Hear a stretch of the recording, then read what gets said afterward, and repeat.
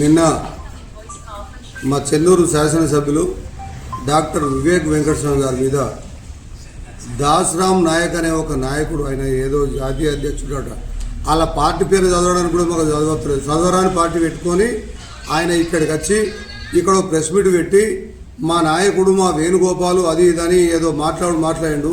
వేణుగోపాల్కు అన్యాయం జరిగినప్పుడు నువ్వు మాట్లాడితే తప్పులేదు, కానీ మాట్లాడడం కోసం మాట్లాడిన వాటిల్లో అన్ని తప్పులే మాట్లాడినావు నువ్వు.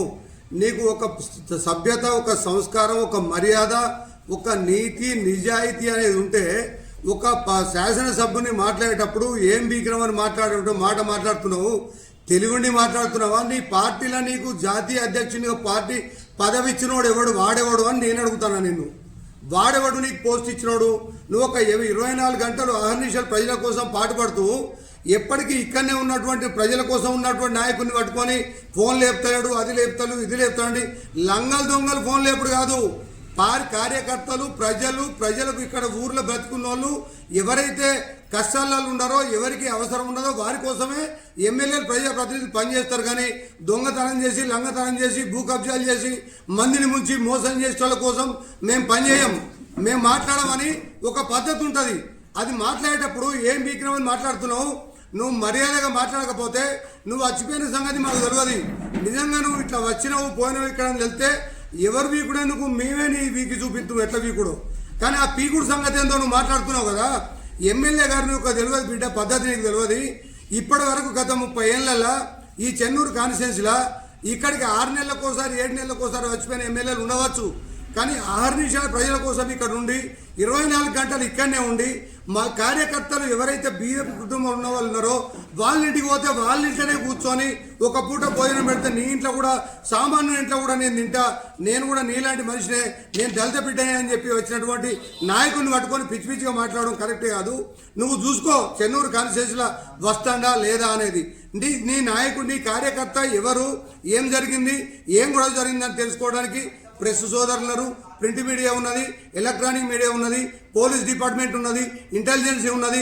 వాళ్ళకంటే ఎక్కువ మాకు తెలుస్తుందా, ఎమ్మెల్యేలకు తెలుస్తుందా, ఎంపీలకు తెలుస్తుందా? అంత పెద్ద పోటు కానీ నువ్వు వచ్చి సర్వే చేయవా? మరి నువ్వు సర్వే చేసి ఇక్కడ పోలీసు వాళ్ళకు చెప్పి మావాడికి ఇట్లా కొట్టిండు, గట్ల కొట్టిండు, ఇది పట్టా భూమి, మావాడు కొన్నాడు, అక్కడ కొన్నారు, ఇక్కడ కొన్నారని నువ్వు ఇన్ఫర్మేషన్ ఇస్తే అరే నిజమే కావచ్చు అని మేము కూడా వచ్చి నీకు వెనక నిలబడి సపోర్ట్ చేసేవాళ్ళం కావచ్చు. దొంగ లెక్క వచ్చినావు, దొంగ లెక్క మాట్లాడి, పిచ్చి పిచ్చి మాటలు మాట్లాడి, తాగుబోతు మాటలు మాట్లాడి పీకునోని నువ్వు కూడా నాయకునివి. నువ్వు ఒక జాతీయ అధ్యక్షుని పెట్టుకొని ఇక్కడ వచ్చి మా ఎమ్మెల్యే గురించి మాట్లాడుతున్నావు. వివేక్ వెంకటస్వామి చరిత్ర, మా కాక ఫ్యామిలీ చరిత్ర నీకు తెలిసి మాట్లాడుతున్నావా? లేకపోతే ఈ ఫ్యామిలీ కోసం మాట్లాడితేనే నువ్వు లీడర్ అవుతావు అనుకొని మాట్లాడినవా అనేది నాకు అర్థమవుతలేదు. అసలు నీకు ఏం జరిగింది అవి మొత్తం కనుక్కున్నాక మాట్లాడాలి. అంతేగాని ఇక్కడికి వచ్చి ఎమ్మెల్యే గారు ఇట్లా వివేక్ నువ్వు ఫోన్ లేపుతలేవు, ఫోన్ లేపుతాడని నువ్వు అంటున్నావు. రాత్రి 12 గంటలకు ఫోన్ లేపితే మాట్లాడిన సందర్భాల్లో ప్రతి ఒక్కరి ఇంటికి వచ్చే కాడికి ఉన్నది. కష్టాలన్న కాడికి వచ్చిండ్రు, సుఖాలన్న కాడికి వచ్చిండ్రు, సచ్చిన కాడికి వచ్చిండ్రు, బతికిన కాడికి వచ్చిండ్రు, పురుడు కాడికి వచ్చిండ్రు, ఎక్కడ పనులు చేసిండ్రు. చెన్నూరు నియోజకవర్గంలో ఒక సంవత్సరం దాదాపు 12-13 నెలల్లో 500 కోట్ల రూపాయల నియోజకవర్గానికి తీసుకొచ్చి డెవలప్ చేసినటువంటి మా వ్యక్తి, ఎమ్మెల్యే, తెలంగాణ రాష్ట్రంలో ఏకైక వ్యక్తి డాక్టర్ వివేక్ వెంకటస్వామి గారని నేను చెప్తా ఉన్నా. నేను ఇంకొకసారి తెలిసితే తక్కువ మందికి తెలిసి ఇప్పుడు మేము అందరికీ తెలవడానికి చెప్తున్నాం. వివేక్ వెంకటస్వామి గారిని నువ్వేం మాట్లాడినావో నీ పేరుతో సహా చెప్పినా నువ్వు జాగ్రత్తగా ఉండవలసిన అవసరం ఉన్నది.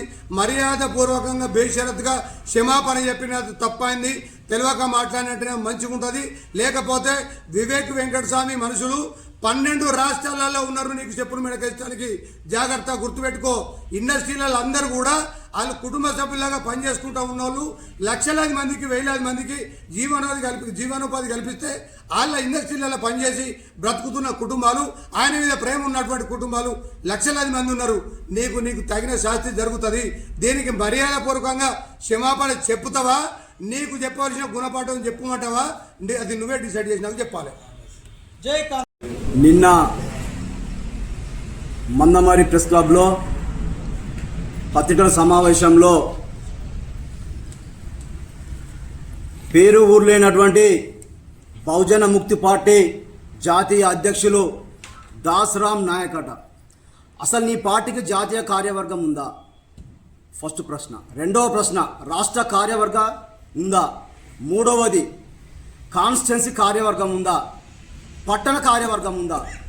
ఈరోజు దాడి జరిగి కనీసం నెల 2 నెలలు అవుతుంది. దాడి ఎందుకు జరిగిన విషయం మీకు తెలుసా? మందమరి 195 సర్వే నంబర్ సంబంధించిన భూమి, అది గతంలో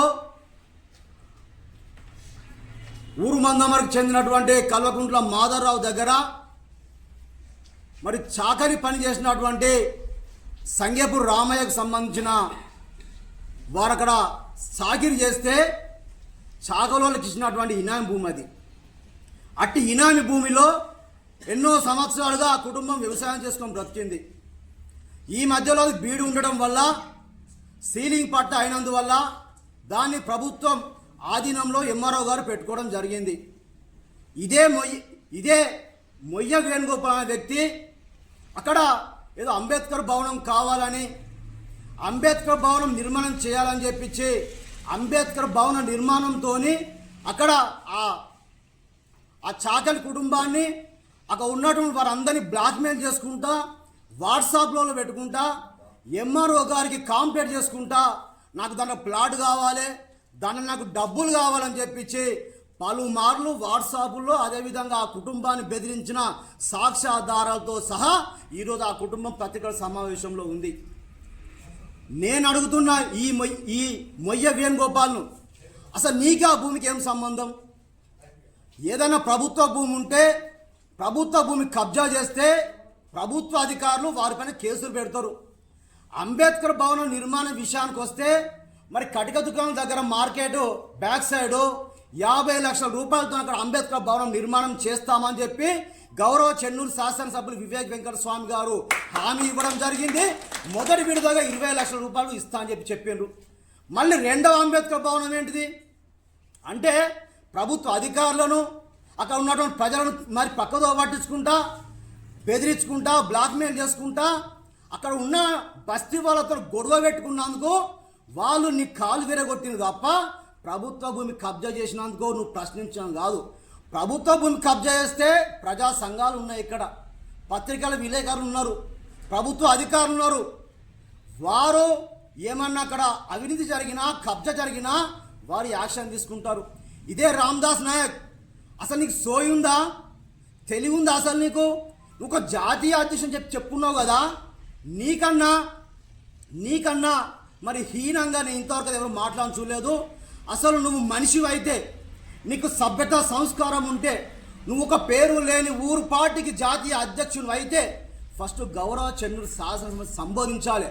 మనం ఒక రాజకీయ పార్టీనో ఒక ఎమ్మెల్యే గారినో విమర్శించినప్పుడు సబ్జెక్టు మాట్లాడు. నీ నాయకుడు మొయ్య వేణుగోపాల్ అనే వ్యక్తి 195 సర్వే నంబర్ భూమి పేరు చెప్పి డబ్బులు వసూలు చేస్తూ భూమి వసూలు చేద్దామని చెప్పి ప్రయత్నాలు చేస్తే నేను కూడా చాలాసార్లు మొయ్య వేణుగోపాల్ను, మొయ్య రాంబాబును అక్కడ ఉన్న వాళ్ళందరితో మాట్లాడి పేదవారికి అన్యాయం చేయకని చెప్పి నేను కూడా అతను రిక్వెస్ట్ చేయడం జరిగింది.